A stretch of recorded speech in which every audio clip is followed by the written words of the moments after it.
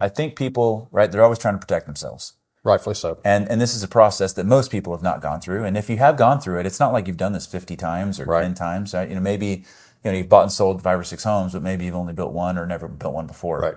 So if I'm, not that it's a bad thing, right? But if I'm trying to make sure that my contractor, this is the question I want to ask. If I'm trying to make sure my contractor is being honest, right?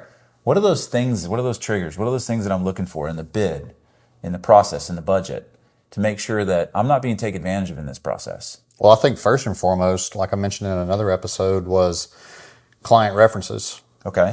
Sure. Get the feedback, because that person was in your shoes before. Sure. And they dealt with this builder through the process. How did they feel? Was the builder honest? So that's, that's a good indicator.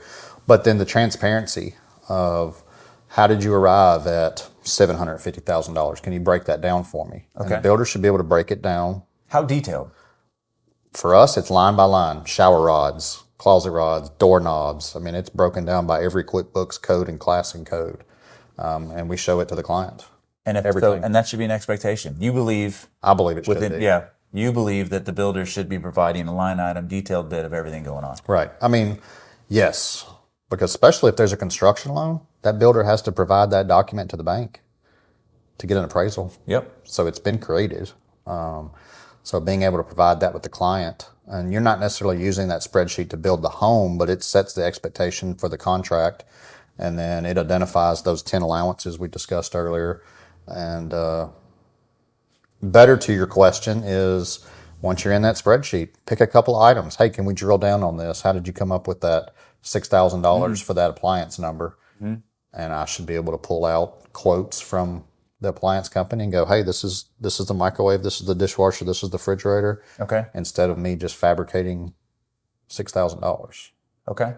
Someone wants to get their own appliances. Someone wants to buy their own, source their own materials, because they think maybe, you're adding a percentage on top of it. Right. Does that make sense? Right. Yeah. The lumber itself is X.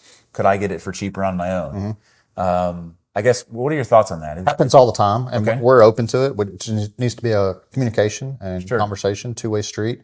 Appliances is a very common one. Mm-hmm. Somebody's got a brother that works at Whirlpool, and they get an employee discount. And we allow that if it makes sense. We talk about it. Sure. But also appliances on the same front is one that's very misleading. You may think you want to go to Best Buy or Lowe's on Black Friday or President's Day and take part of their appliance package. Great deals. Who's installing it now? Who's picking it up? Who's delivering it? Do you have to pick it up today and you're not ready for it for 6 months? Where's it sitting?